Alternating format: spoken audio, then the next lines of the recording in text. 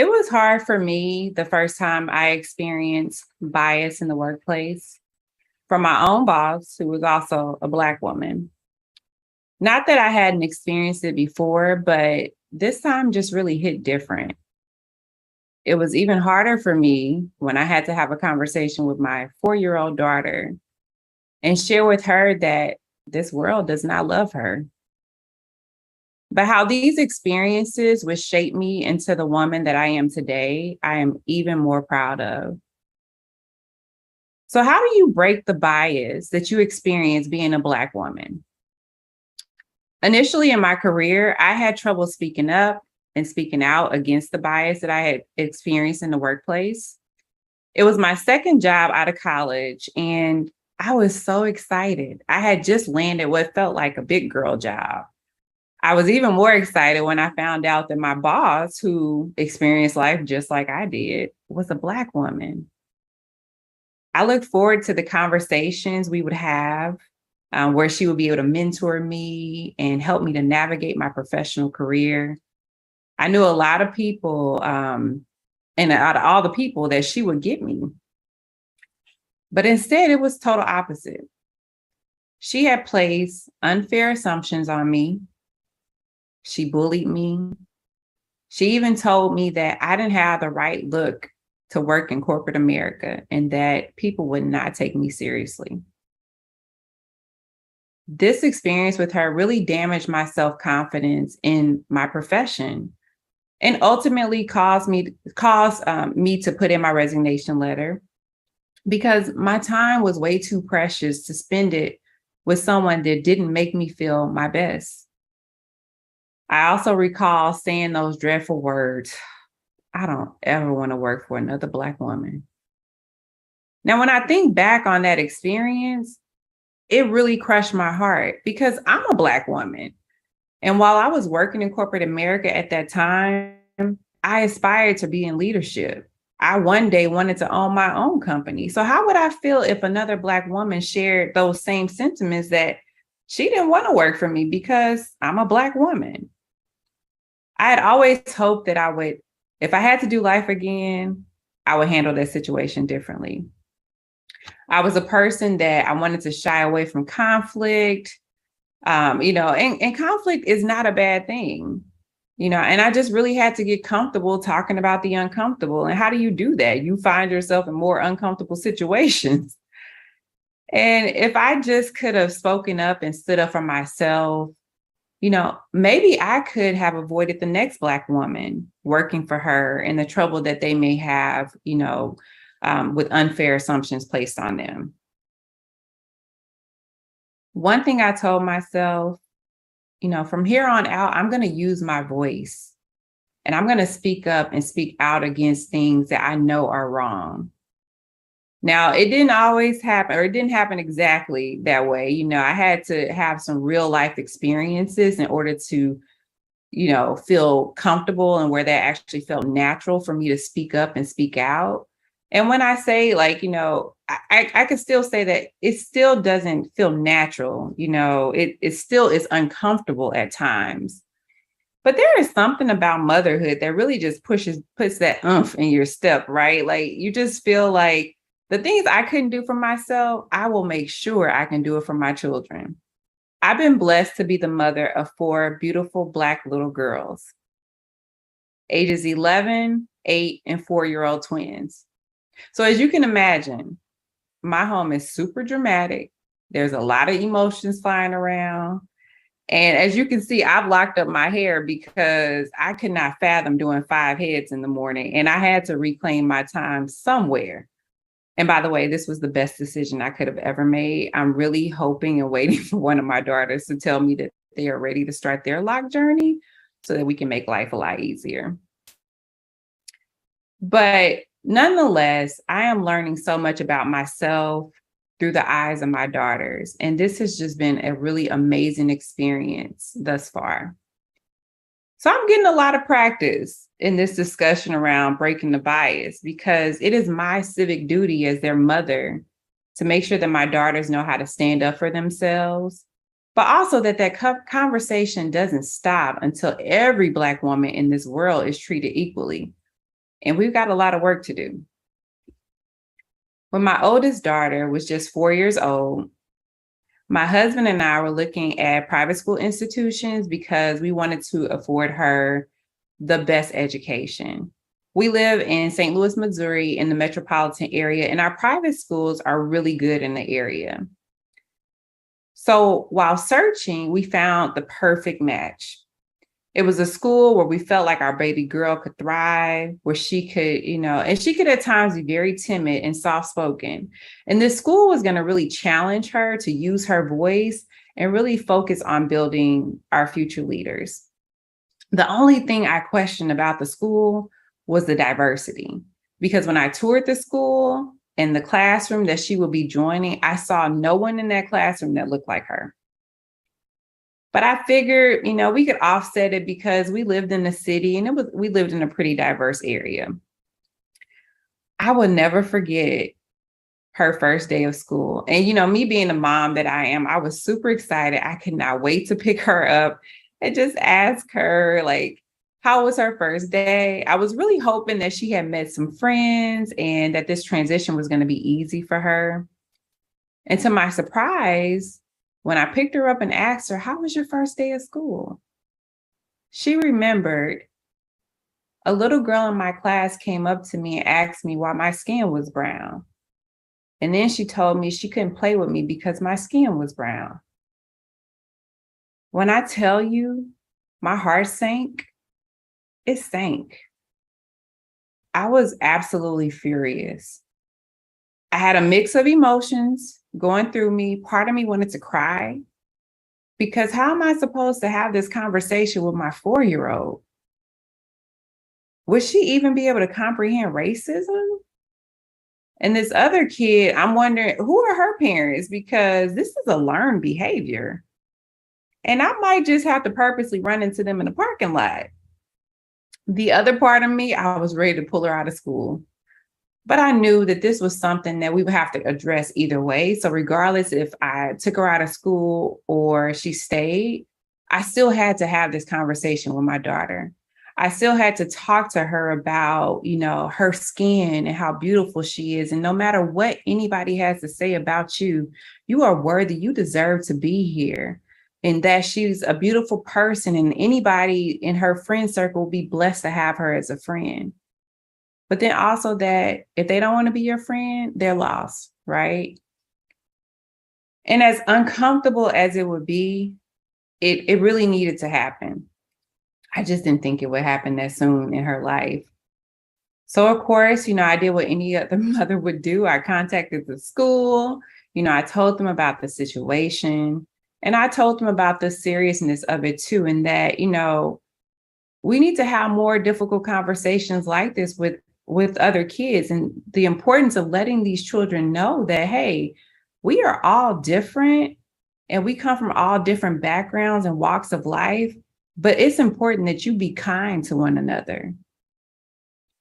And I also expressed my concern about the diversity in the school, right? My daughter needs to see other people that look like her.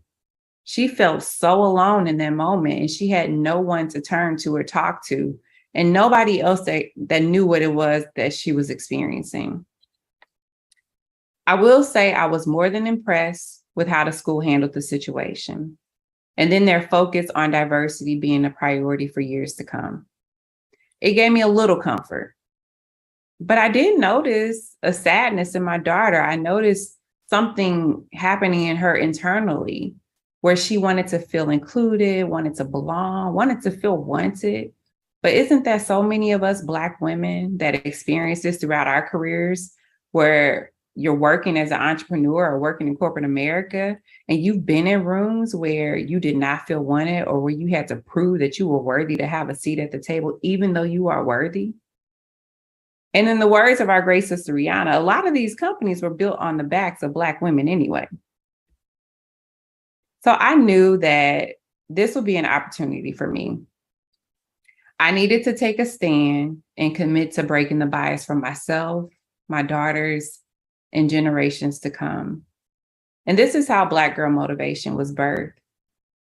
Black Girl Motivation was created because I wanted all Black girls and women to be inspired, empowered, uplifted, and motivated daily, because we experience so many hardships throughout our lives. And if I could just use my voice and other Black girls and women's voices, we could begin to change the trajectory of Black women being silenced and instill life, power, value, and worth in one another. So, how am I using Black Girl Motivation to continue this charge and breaking the bias against Black girls and women? While Black Girl Motivation is a technology company, it's been my focus to make sure my business is getting the exposure it needs to position itself to reach Black girls and women from all over, not just through technology.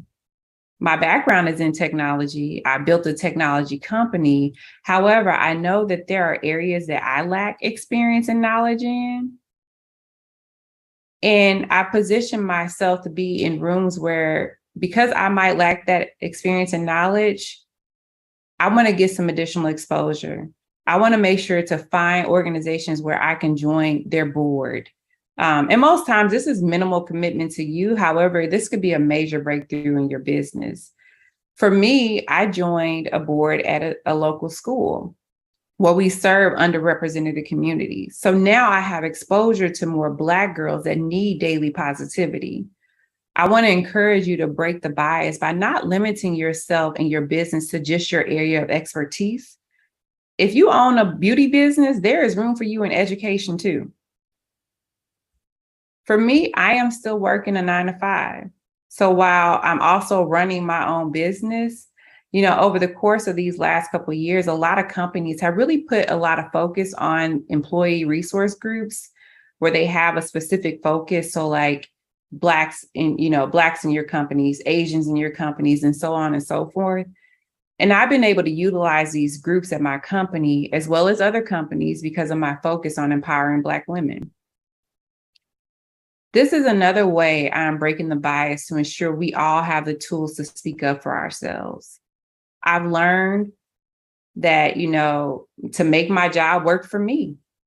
And if you're in the same boat as I am, working a 9 to 5 while also leading your own business, I encourage you to do the same. Make your job work for you. Another way that I'm making my job work for me is continuing to break that bias is being very strategic about my career decisions. I position myself into roles that serve a dual purpose.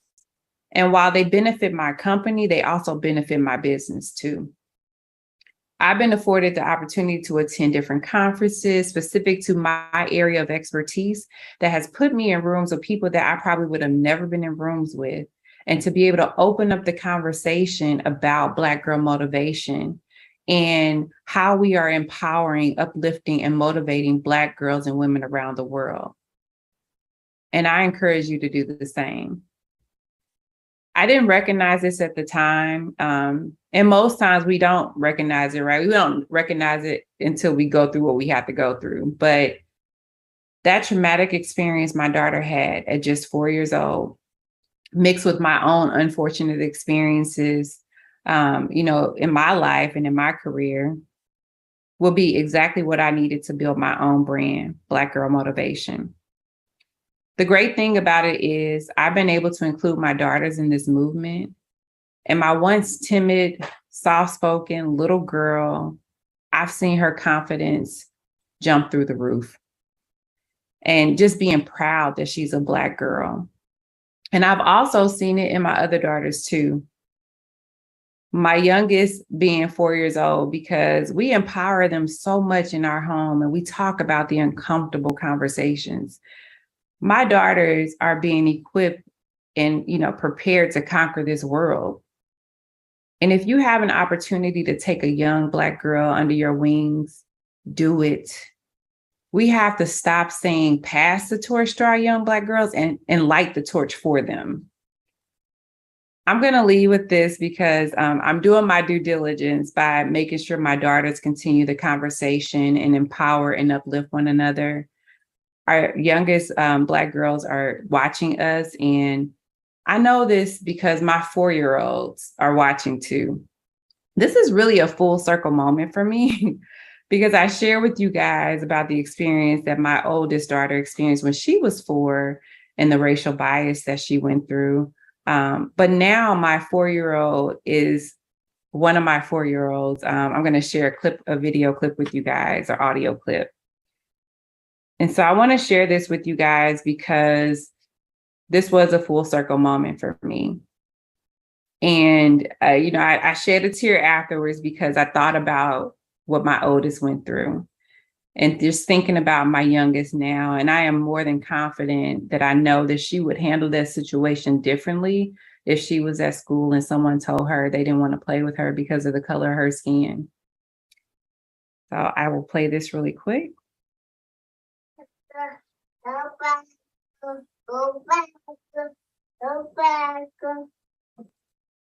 Are you a black girl, Riley? Yeah. Yeah. You like being a black girl? Yeah. Go back, go back, go back, go back, go back, go back, go back, Better go, black girl. You're a beautiful black girl. Yeah, and you too. Thank you, baby. That's so sweet. So that was a video or audio of me while I was doing my 4-year-old daughter's hair. And, she just started singing out of nowhere. And the message is so powerful. Go, black girl. And we have so much work to do. And our young black girls are watching us. And it's important that we pull them up with us. Before I leave, I do want to share a message with you guys from my mobile app, Black Girl Motivation. And I'll leave you guys with this. Hey, sis, the Black woman who does not require validation from anyone is the most feared individual on the planet. And I want you guys to remember this because you are worthy, you are valuable, and you deserve to be here. Thank you.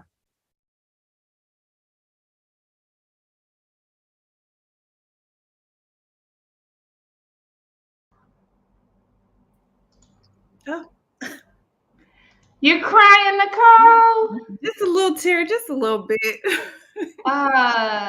Sis, that video just, Man. I don't have words. Anything you want to say right now? Boy, wow. Okay, these last 2 days, I'll just start with this. This is my first Blaze Summit. I didn't know I needed this as much as I did. Like, it has just been so insightful and just an opportunity to just like, hey, like these are some things, some patterns that you're seeing in your own life that you may need to change. And I'm just so fortunate to be here. And I thank you. I love the chat because I'm seeing all of your comments and I see people who are experiencing the same things I talked about in my message. And I'm here for you, sis. Like, you are not alone. I'll just say this because while we're talking about bringing community together, right? Like, and it's so important for us to have community. We also need to be mindful of those that don't want to see you succeed, that don't want to see you do well, right? And I'm a lot older now, so I can go back and see that person was reflecting, projecting on me when they were saying those nasty things about me and that I would never be anything in life, right? But it's something, right? Like, you have to go through that journey and that experience till you get to that place and you learn what you need to learn. And even going through it with my daughter, which was so painful, and it took a long time to get her to a place where she didn't want to be validated by the white person, right? Or when she was in a classroom, even though they start bringing in more diverse students, but she would still gravitate towards the other students, right? And I'm like, well, why is she playing with the Black kids? Like, so just those things. And it took us a while to get her to a place where she loved the skin that she was in. So just thank you for this platform. I appreciate you so, so, so much. I really do. Likewise, sis, we must be looking at mirrors right now because I appreciate you just as deeply. I'm gonna ask every single person that is in this session to write out words of affirmation directly towards Nicole right now. It could be one word, it could be a full sentence, it could be a paragraph. Flood her right now with affirmations. And as they do this, sis, and as you read this, I want to tell them a story about you. I met Nicole Claire through the Fearless Fun Summit some months ago on a spreadsheet on a Google Doc. Yeah. And introducing ourselves to each other, she invited me to go on her app and put in an affirmation that Black girls could read. Man. Oh, I mean, the concept alone, I'm like, oh, this cold right here. And I did it. In doing it, I was affirming myself. I was talking to the little Black girl inside of me. And sis, for me to hear your baby girl's voice affirming herself, I'm talking about you are experiencing things that we've never even dreamt of because we've been saying, I want my children to be free. You went from your first baby to your little baby. Right. That is phenomenal. That is phenomenal. And now you are exponentially doing that for the world. Like, you cold, sis. You cold. Thank you. Thank you. I really appreciate that. Thank I you. honor you. I honor you. And I'm going to read these to you, Mama. Okay?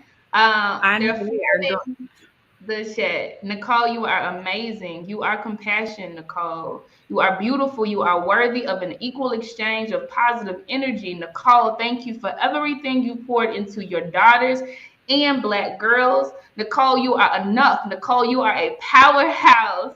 Nicole, you are worthy, Black queen. Nicole, you are powerful. You are so powerful, queen. Continue to conquer this world. Nicole, you are the embodiment of what we as Black women are called to be. Nicole, you are light. Nicole, you are wondrously made, sis. You are an amazing mommy. Thank you for pouring into your little Black girl and teaching her that power is inside of her, not inside of how others see her. Nicole, you are needed. Nicole, you are powerful. You are a great mother. You deserve the flowers, sis. You deserve the flowers, sis. Thank you so much. Okay. So now I'm going to bring someone on stage to ask what they want to ask of you or to speak whatever they want to speak into you. First, I'm going to bring up Chandrell, and then right after that, Alexis Miller. You are next. How you doing, Queen? How are you? I love what you've done. Just to see how you've taken your situation and you turn that into your superpower. And I notice as Black women, that's what we have a tendency to do. We take what seems to be bad and we make it for good. We turn it into good. And I have a Black young queen myself who is 9 years old. And I feel that with the Barbie dolls that they create and not really seeing themselves in the things that they're seeing on TV and things like that, and basically them just kind of conforming to these ways of people who are not like them. And I also have struggles as far as just trying to teach my daughter, love yourself. You don't need makeup. You don't need those things, and I think she had seen me kind of go through that phase of trying to find myself as well until I actually locked my own hair. She hasn't quite gotten there yet, but she's like, she sees her mom embracing her naturalness, and I want her to also embrace that. But another thing, our thing, it's not, we don't have the exact situation, but kind of similar. I feel like it's still relatable. My son, he's delayed in his learning and everything. And it was a situation where he's playing outside and somebody called him retarded. And it broke my heart, It it really broke me down, because as a mom, you want to defend your baby, Yes. you know, and that broke me down. That crushed my spirit. And I know, as a mom, it is my fault that I didn't teach him the way I did, because I spoiled him so much. And now I'm kind of going through this process of, getting him the help. And I know that, they have a tendency to want to put labels on our children when they become young. Oh, they're autistic, or these different things. And it's like, man, I watch my child every day. I watch my baby every day, and you can't sit here and tell me that my child has problems learning, because I watch him every day. And I just hate that they try to put these labels. But I've been kind of observing the school system, and just like you done become a part of the school board, that's something that I kind of thought about doing as well, because I'm like, there's no way y'all could just take these kids and put labels on them. You Yes. can't do that. You Yes. cannot do that, especially our Black children, because I understand a lot of Black parents are not as active, but me, I'm very active. I changed my entire life. I've stopped the 9 to 5 thing just because of my kids, because I didn't have consistent babysitters and things like that. So your story is empowering, because like I said, that just people judging my son, because he is a little delayed in learning, but he's getting there. And I said, with the right coaching, with the right people around, he'll get there. But I'm not gonna put a label on my son. And I love that, the affirming, making sure your children are affirming themselves as well, and teaching them that affirmation, because just because somebody put a label on you don't mean you have to accept that. So That I really part. love that. I thank y'all so much. I really appreciate that. Thank you so much for sharing your story. As you were talking, and I know you mentioned like, you spoiled your kid, and there's some things that you wish you could have done differently. But I just want to say, like, we're not perfect parents, right? I'm not a perfect mom. I make a lot of mistakes, and I apologize all the time. Okay. Yeah. But we're progressing, right? Like, there's things that we got to unlearn because we learned these things from our parents or whatever the case may be. And I'm doing this thing, differently from my mom. And, so I just want to say you are doing the best you can. And I think if you can join a school board, that would be great, because even the board that I'm on, I'm the only Black female on that board. And this school is majority Black kids, right? So they need someone there to speak for them. Absolutely. And so I definitely just want to encourage you and just say you are doing the best you can. And I know your son sees that, but keep fighting for him. And we have to use our voices for our kids, right? Yes, ma'am. Thank you so much. I appreciate you so much. Appreciate you Thank you, too. Sonia. And then I'm going to honor what I said. So last person to come on the stage is Alexis. After Alexis, we're going to have to move on to the journaling session, but there'll definitely be opportunity to share your reflections. Neff is going to lead that. Alexis, the mic is yours, mama. Yeah, absolutely. I'll keep it quick. I resonated so much with your story, Nicole, because we actually moved from Phoenix to Houston. And I literally just got off of a call from my daughter's school in Houston from an amazing school counselor who is Black. And my child is coming from a situation where she was the only child of color in her classroom, and I often felt guilt because I always wanted to keep my kids in the most affluent schools and the most affluent areas, because I felt like they were going to get the best education there.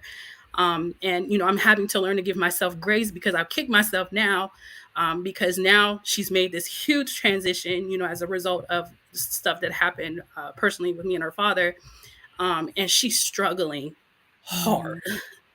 And so thank you for telling your story, and thank you for some of the gems that you dropped. I know that I will continue to try to do better at affirming her. And, I try my hardest not to invalidate her feelings whatsoever.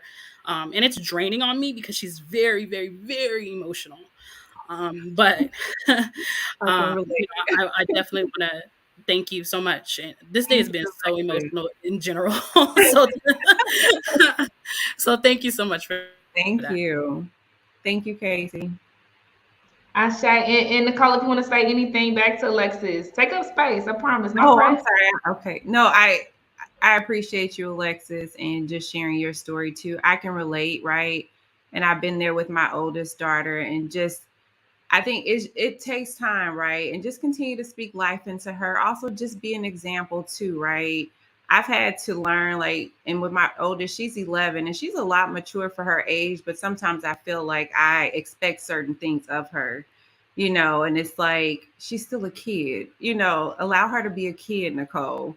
So I have to tell myself that all the time. Like I said, y'all, I'm always apologizing to my kids because I'm not perfect.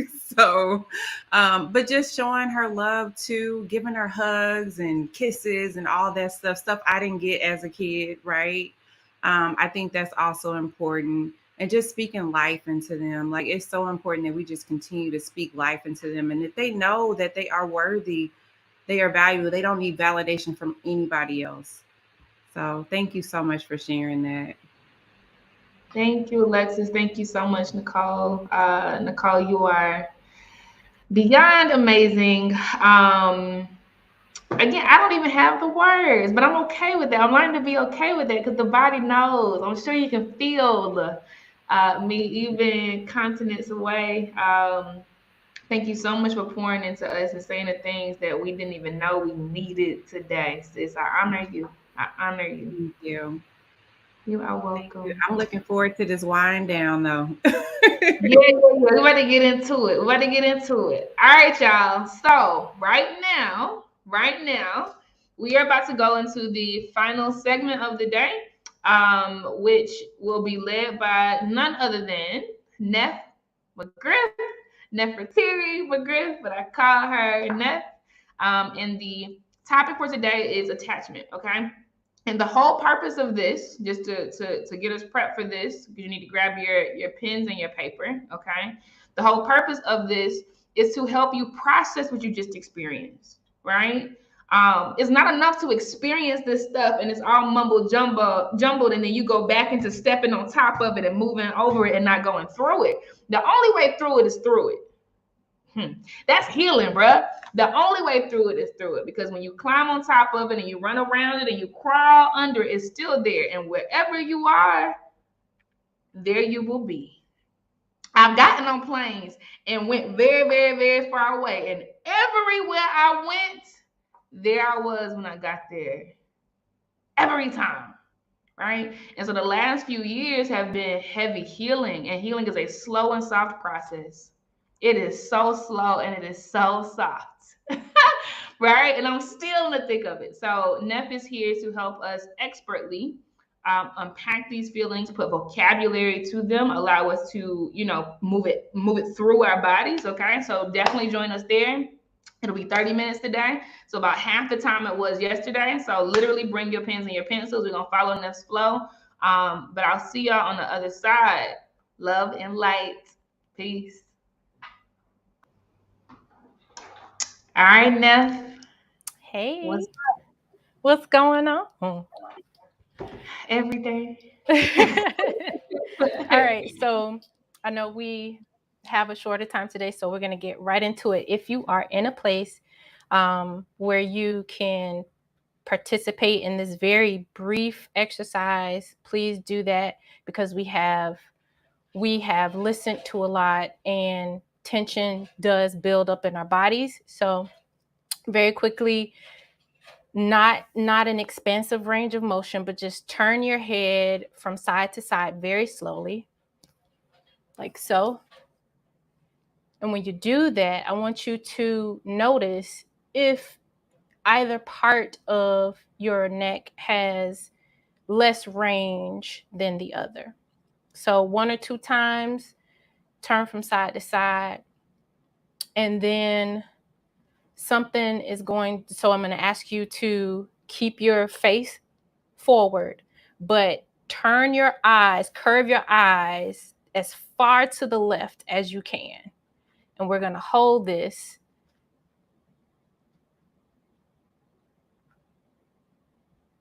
I know it's uncomfortable. And now we're going to release it. And so look back to the center, blink 2 or 3 times. Now, keeping your head straight again, look as far to the right as you can. And we're going to hold that for a few seconds. I know it's uncomfortable. Okay, now we're going to release it. Blink a couple times. Now, turn your neck again and see if the range is a little bit better. See if your range, see if some of that tension has left your neck. See if, yeah. You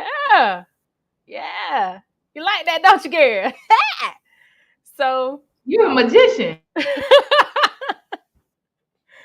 So if you ever feel like, there's a lot of tension, because a lot of times we carry tension in our neck, especially being in front of computers and sitting down most of the day. Whenever you feel like there is something, that is kind of caught up in your neck, go ahead and do that. And so I wanted you all to just kind of enjoy that a little bit, to kind of get you ready ready to release whatever it is that you need to release, and be able to focus on the task at hand, so you're not too much worried about the range of motion in your neck. So usually when we talk about, or when we hear attachment, especially for my clinical folk, we usually think about the attachment styles, like the anxious attachment style, avoidant, secure. We're not going to do that today. This is totally different route. So in your journals, and this is all about us. This is all about us, because we talked about being comfort able. We talked about pain a purpose. We talked about blessings becoming burdens. We talked about weak ass advice. Okay. So this is about us. It's not about parents. It's not about jobs. It's about us. This is inner reflection. So on your paper, write down I am, and then insert your name after that. So for example, I would write down I am Nefertiri. Once you've done that, list at least 5 traits of who you are, but really dig deep with this one. At least 5. You can come up with more than that, but really dig deep.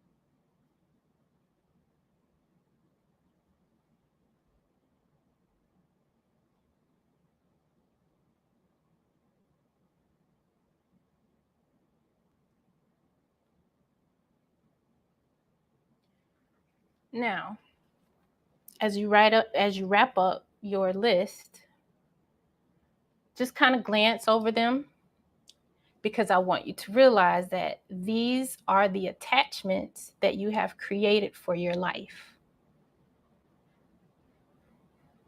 These are the attachments that you have created for your life. So do not go back and change anything.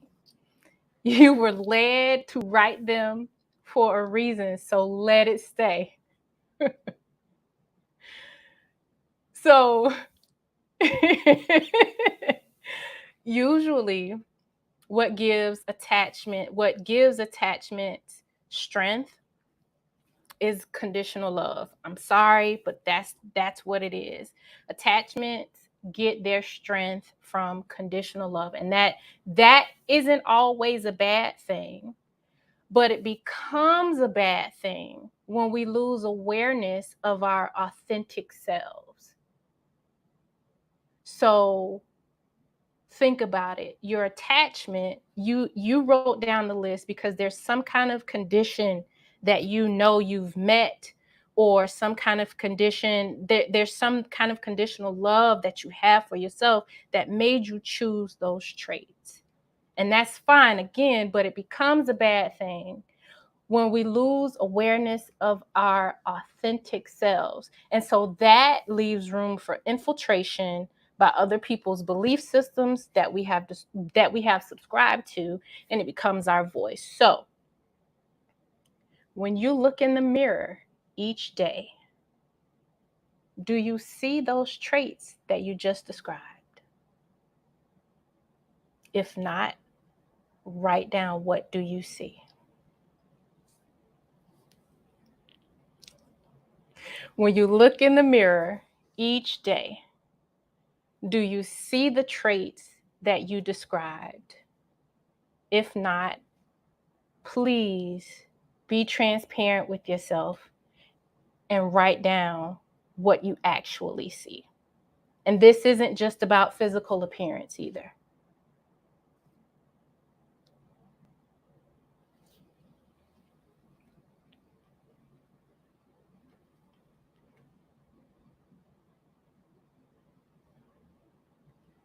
If you actually see what you have described, perfect. That's great.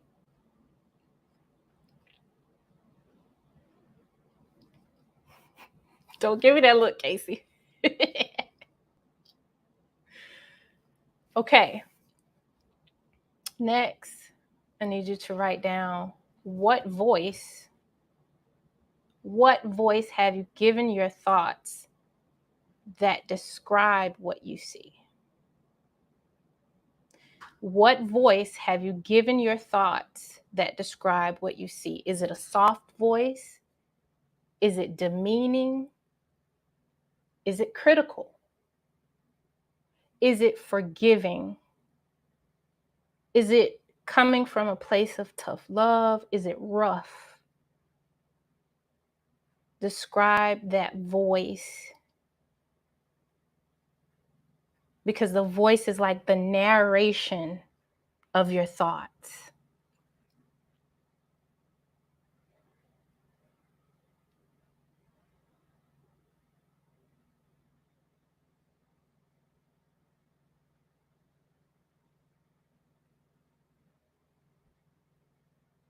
Next, I want you to think about, have you ever felt the need to meet an expectation to be worthy of your own love?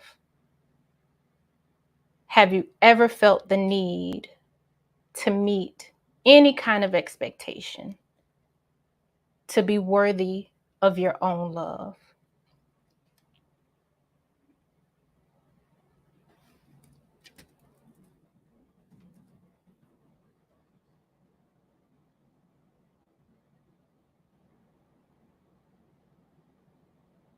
Have you ever felt the need to meet an expectation to be worthy of your own love?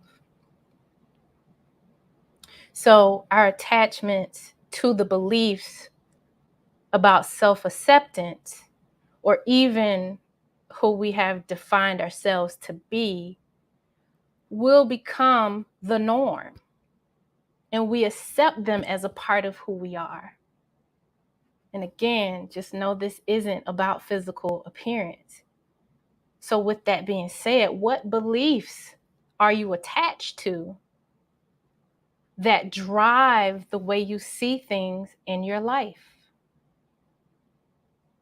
Not anybody else's life, but your life. What beliefs are you attached to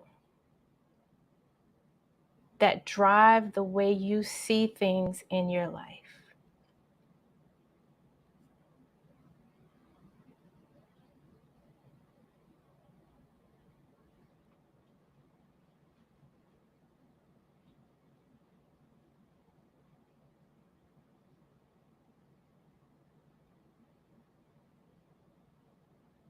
What beliefs are you attached to that drive the way you see things in your personal life?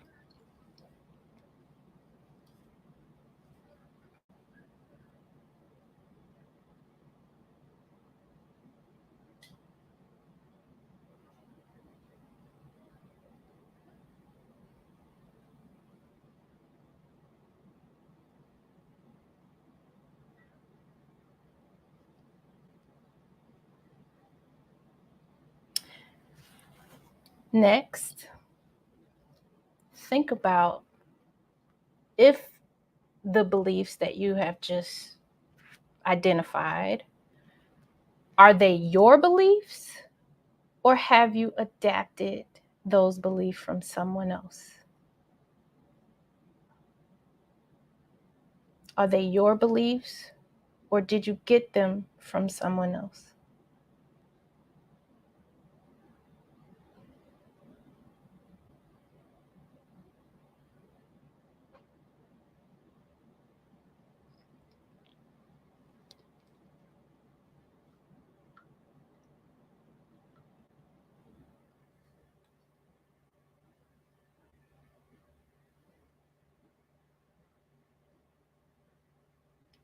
Yes, they can be both yours and theirs. It can.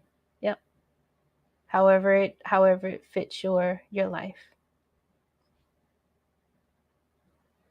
Now, out of those beliefs, whether it's yours, whether it's theirs, identify one of those that you promise to yourself that you will detach from in the next 6 months.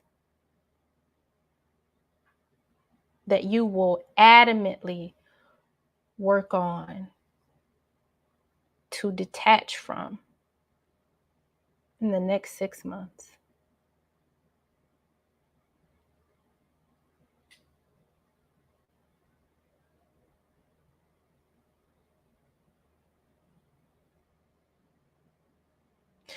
Nicole, we can like our beliefs, but are our beliefs healthy?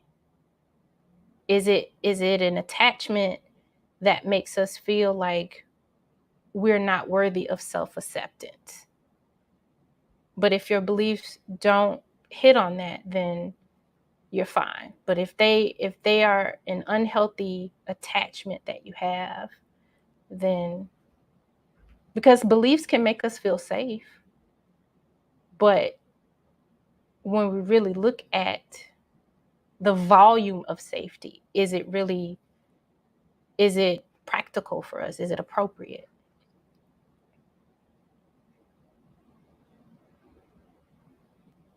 Lastly, so the question for the journal prompt, Cheryl, it was one attachment that you described, whether it's your belief or someone else's belief, one attachment or one belief that you will detach from within the next 6 months, one that you pledge to intentionally work on to detach from.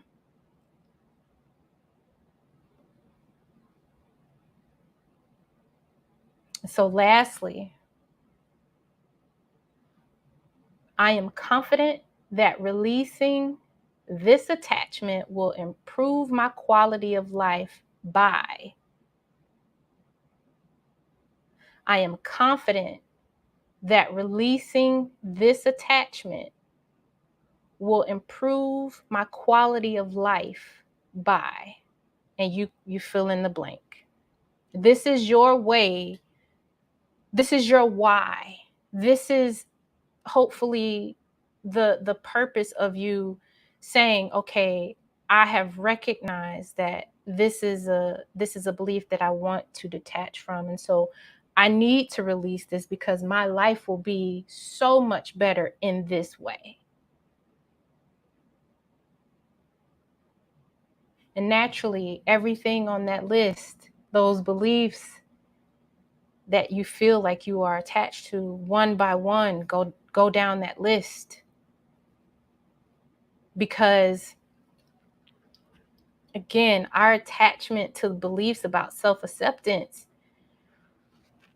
if it's negative, even though we feel like it motivates us, but if it's negative, it becomes our norm.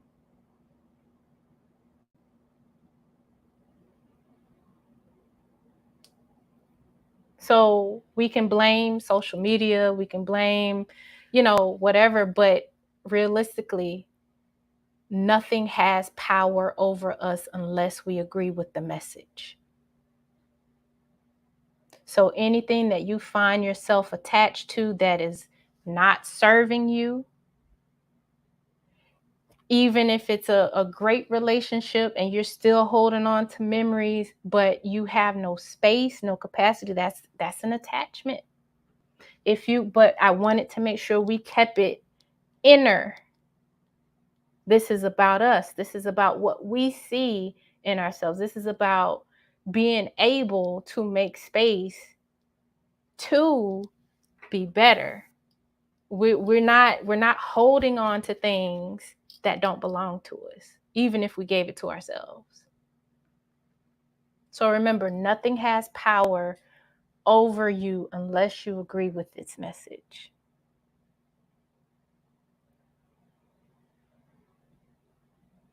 So I'm going to give the floor to you, Casey, if you have any feedback or if anybody wants to. Girl, you messed me up. Okay, you messed me up.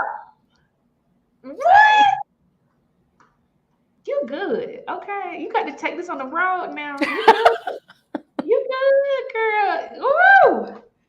Okay, so I just want to share my reactions, and Aaliyah has her hand raised. So I'm gonna let her come up and say whatever she wants to say. Because I'm actually enjoying this. I feel like I'm vulnerable, but clearly, I mean, my therapist wouldn't say I'm vulnerable. My therapist, she done worked hard, y'all, over the last 6 years, child.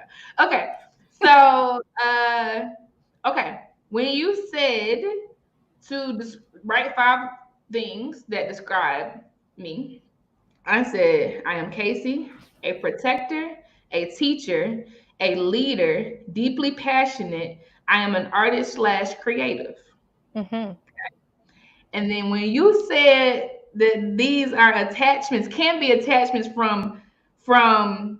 or these attachments can get their strength from conditional love, it messed me up immediately, because all of these things are born out of my need to feel safe and respected and viewed as something worthy. And these are the things that people had the good connotation. Somebody said connotations earlier, like it has everything to do with how other people see me, right? Because I was the A student, I was the valedictorian of all of my schools, elementary, middle, and I'm still trying to unlearn that mess. Mm-hmm. Then when you said, sis, come on now, you got to take this on the road, sis. Then when you said, when you look in the mirror, what do you see? How would you describe yourself? Immediately, without thinking, I said sensitive, fragile, seeking, learning, blooming.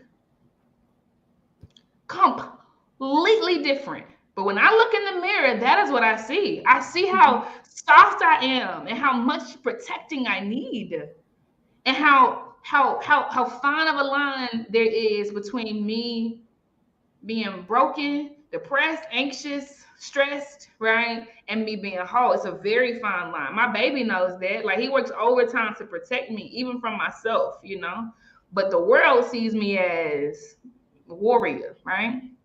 And then I'm almost done, Aaliyah. I'm about to pass you the mic, sis. And then when you said, what voice do I speak to myself, or what voice do I hear? I said soft and loving. 100%. It is so soft and loving, which is deep, because the way I show up when I'm protecting people and caping hard for people and standing in the gap for people is very, very bold. It's very assertive. I do not flinch, But the voice I hear in my head is way softer about myself, right? Just deep. Then when you said, have I ever felt the need to meet an expectation to be worthy of love? Absolutely. All caps, yes. Girl, yes. What beliefs am I attached to that drives the way I see things in my life? Worthy of your own love, though. Worthy of my own love. Yes. Okay. Yes. Even when I left that dude, like, I know I was doing the right thing, but I was mad at myself for years for choosing him. But it's like, now I'm at, like, girl, you were 16. Girl, what are you talking about? Right? Like, yes. Like, there was so much self-loathing. I wanted to die. I literally didn't even feel like, I was like, if I could be this stupid, why am I here? What is the purpose of living? So I can just keep making dumb decisions. I was so, girl, like, what is the point? I really felt like that, right? Don't feel like that today, but yes, definitely been there. What beliefs am I attached to that drives the way I see things in my life? Productivity, hierarchy, scarcity, dominance, evolution, connectedness. And the last two are who I am, right? Like evolving, right? And the first four, which is your next question, are these my beliefs or did they come from someone else? Yes, somebody else. It was productivity, hierarchy, scarcity, dominance, like 100%. And evolution and connectedness is mine. Like I realize I'm Mhm. connected to the soil and the air and the. I mean, it's deep, deep. It ain't no scarcity in it, right? Mhm. Mhm. Identify one that I'm determined to like detach from over the next 6 months, productivity. And then lastly, I am confident that I can't read my own handwriting, but I am confident that releasing this attachment will improve my quality of life by giving me rest, peace, a clear mind, mental health, a free and safe relationship, and the ability to be present. Thank you so much, sis. I feel so good. I'm so proud of myself. I appreciate you. I'm bringing Aaliyah up Good. now.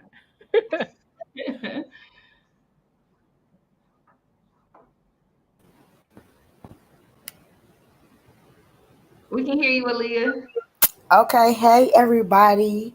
Hey. Um, I said I am Aaliyah, and I thought of creative, soulful Sunday, intriguing, contagious, powerful. And then when you said the conditional love gives attachment strength, and what do I see when I look in the mirror? I thought of nakedness, fragility, and pain, sad, depth, power, resilience, and art. And it says, what voice have I given my thoughts that describe what I see? I said, I have given it a shaky voice, a childlike voice, sort of Mm. soft, not very assertive, but firm, sometimes timid even. And it says, have you ever felt the need to meet an expectation to be worthy of your own love? I said, yes, all the time. I'm still learning how to just love me as I am in every aspect of my life. And it says, what beliefs am I attached to that drives the way I see things in my life? I said that mistakes are who I am, not what I did. And then my second one was, I must die empty of all that God has placed inside of me. And that, Mm. but my second belief is something that came from me, from knowing God for myself and figuring out my spiritual journey on my own. But I said the first belief of um, the mistakes are who I am, not what I did. It probably came from my childhood, from my past relationship, my past friendships, my family condemning me so much when I do things or when I have shortcomings. And then I said, I promise to detach myself from that belief. And I am confident that releasing this attachment will improve my quality of life by allowing more love, healing, rest, tears, and joy into my life. I Mm. am not stuck in cycles of punishment or condemnation. I deserve great things. I deserve light. And I am worthy of great things coming from me, and to stop being surprised when great things come from me. And Mm. then I also wrote down your point that nothing has power over me unless I agree with the message. So I said all of the message that I don't agree with, stop giving them power, because I feel like a lot Mm. of things that are in my head I don't necessarily agree with anymore, but I still give them power because you'd be like, oh, it's been that way for so long. So it's like to unlearn those things is like an active thing. I'm learning Mhm. that's an everyday choice to remind myself like that's not true.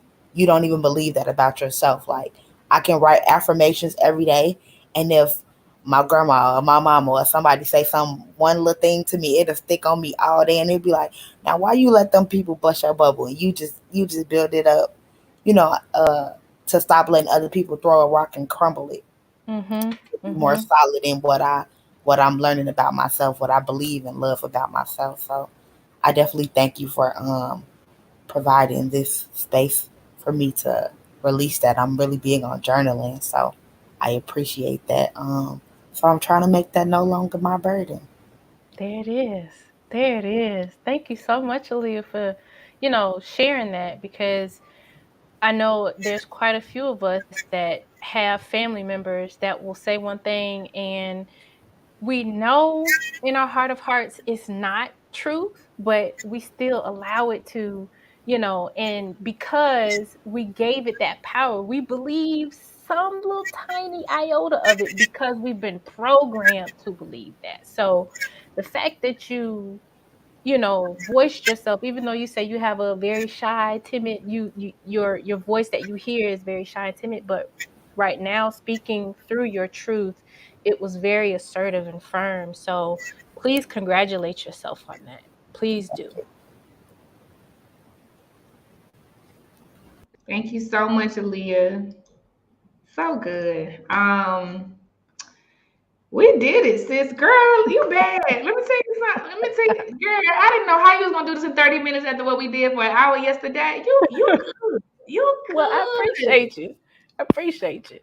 That girl bad, y'all. Woo woo. All right. Well, this was powerful. I want to make sure that we usher y'all into the Buy Black Market, usher y'all into the lounge where y'all can kick back and cool it with each other. You do not have to go home. This is not closed at all. It will stay open 24/7 until Friday. So really not 24/7, 24/5. Okay. But Neff, as we leave, I want to ask you one question which came from Alyssa. I'm going to ask the tail end of it.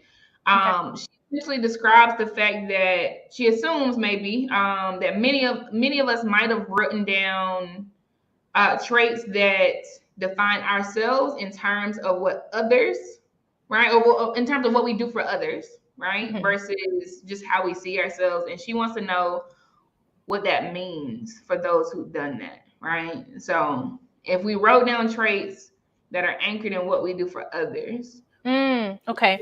So usually, so now getting actually into attachment style, that is where you could find, okay, if you are anchored in such servitude all the time, then that means who you are outside of that really needs some nurturing. Because if you automatically go to what you do for others or what you think others have described you as, then that's where majority of your energy is spent. That means that takes a little bit more of a priority in your life than it should, because I get it when people ask us to describe ourselves, especially if we've gone on job interviews and we feel like we have to sell ourselves, and it's hard to say great things about ourselves. But that I would suggest that being the norm of you thinking of you, because that is a part of self-care. That is a part of self-preservation and self-inclusion. Yeah. Ashe. Thank you so much for that, Neff. You all make sure you go to the booths. I'm just gonna say the top 3. It ain't over. 15 people will win, but the top 3 on the leaderboard right now. Don't be mad at me, but Tiffany holding it down. Okay, she has a 2,000 point lead, a little more than that. Tiffany Brown, Sharita has slid into number 2, and then Winnie Quick is number 3. Keep going, y'all. 5 days, 15 spots will win. Some folks have started broadcasts in their booth. So Women Who Matter Too, y'all, we love us some Auntie June. Go over there and check her out. She is super, super, super, super dope. That's the Women Who Matter Too booth. It looks like NPO Creations has started a live broadcast. She makes a lot of dope things. I'm talking about fedoras and bags and art and all kinds of super dope things. New Heritage has started a live broadcast. They have 90s gear. Super dope story with her. I also met her at the Fearless Fun Summit a couple of months ago. Her business was started by her family members in the NYC area, right, with 90s gear. And it was like booming. Literally did it for the culture in a very big way. And she picked it up. I think it was her uncle's business. She picked it up recently and she brought it back, still, giving homage to 90s gear. So love her story, love what she's doing. Check her out. But yeah, y'all enjoy. Y'all have a good time. Some people made a table for the VAs for 5:30. So, enjoy. I'll holler at y'all. Neff, you got anything else you want to say, Mama? Hey, we always say Black girl magic, so let's be that. Let's be it. Ashe. Y'all have a good night. Yeah, Yvonne said good night. Yeah, I'm going to bed. It's 1 a.m. for me, so I'm going to bed. But y'all have a good time. Love and light to y'all. See y'all tomorrow morning. Bye. Peace.